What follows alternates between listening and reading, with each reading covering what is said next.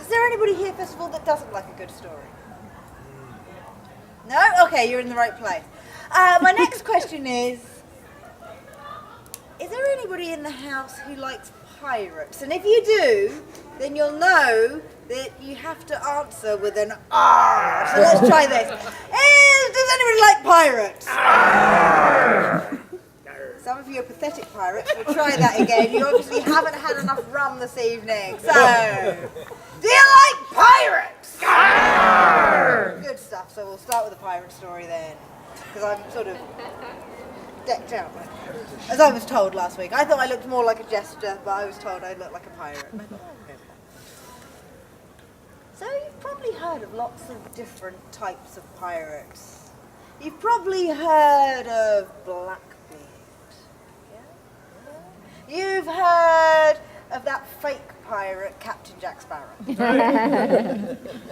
You've probably heard of Anne Bonny, the famous female pirate. No? Oh, check your history books, ladies. She was quite a woman. Some of you might have heard of Calico Jack. But has anybody here heard of Bartholomew Roberts, better known as Black Bart? Yeah. Oh, yes.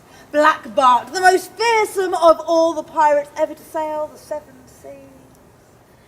And he was the one that came up with the pirate's code that people had to live by. All pirates and all ships, apparently, had to live by. He was a strict and he was a fearsome man. So one night, when he was sat in his cabin, there at his table, his cook came in and placed a plate down in front of him. He took one mouthful,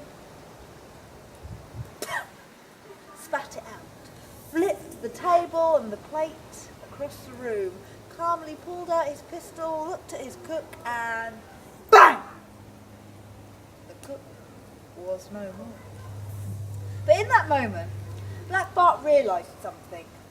He had a crew of very hungry pirates aboard his ship, and if they didn't get fed, there would be a mutiny.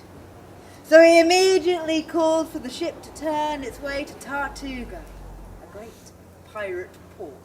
And he found himself in the back of one of those shady little inns, those taverns, with a round table and a small flickering candle. And there he sat. And there in front of him was a long line of men, all waiting to be Black Bart's new cook. And one by one they came forward and they told him of all of these sumptuous foods that they could cook. Some even brought samples. You'll find some of them on the table over there. And Black Bart was trying this and trying that and listening to this wonderful recipe and that one. But all the time he couldn't take his eyes off the gentleman right at the back of the queue.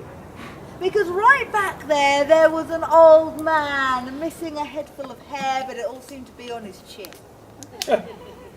And there he had a wooden leg, a hooked hand, and an eye patch. And he looked in a pretty sorrowful state.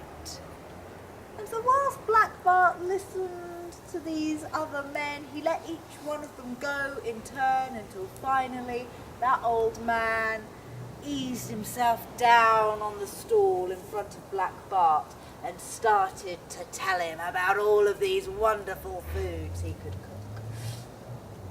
And Black Bart didn't listen to a word of it. He just stared down at the wooden leg, the hooked hand and the eye patch. And finally he said, "I'm sorry.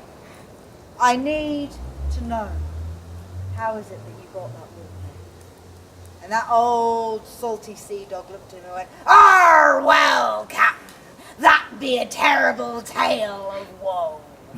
You see, many years ago, I was there sailing on board the sailing ships, and I was letting the anchor down. The rope, it wrapped round my leg, and it pulled me down, down, down into those salty waters. And I thought that I would be heading for Davy Jones's locker, when all of a sudden, out of nowhere, there appeared a shark, and it bit my leg right off. And with that, I was free. And I swam, and I swam, and I swam, and my shipmates, they pulled me back on board. I was minus a leg, had my life. Black Bart listened to this story and he said, oh, very sorry to hear that. That is a horrible tale. But tell me, how is it that you got that hooked hand? Oh, well, Captain, that be another terrible tale of woe. You see, it was a few weeks later, after I'd just got my brand new wooden leg. And there, suddenly the British Navy, they came out of nowhere. And pistol was firing against pistol. Spark was coming off of cutlass. The deck was awash with blood. And I don't know, sir, if you've ever walked with a wooden leg, but they don't have a lot of grip on a deck with blood. So I'm there fighting my way when I slip and I land on my arse. And I reach up to my shipmate to pull me up. But he's in mid-battle, he swings round with his cutlass.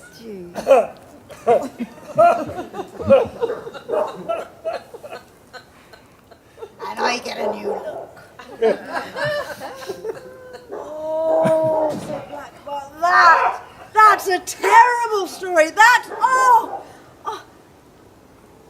I'm almost pained to ask. How is it you got that eye patch? Oh, well, Captain, that'd be another terrible tale of woe. It was just a few weeks after I'd got my hooked hand. And I was out on lookout, and I was scanning across the horizon, this way and that way. And all of a sudden I heard a shriek above me. I looked up, and there was a flock of seagulls flying their way over. And as they did, one of them let its load go right in my eye. And forgetting that I had the hooked hand, I went to wipe it away.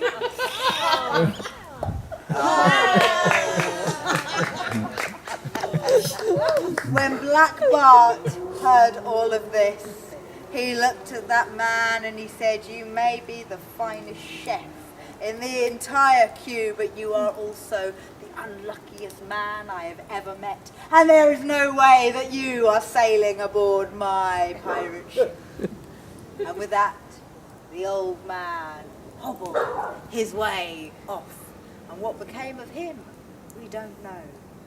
But maybe some of that bad luck rubbed off on Black Bart, because a few weeks later he was out at sea and the British Navy, they caught up with him, and during the battle, well, he was killed.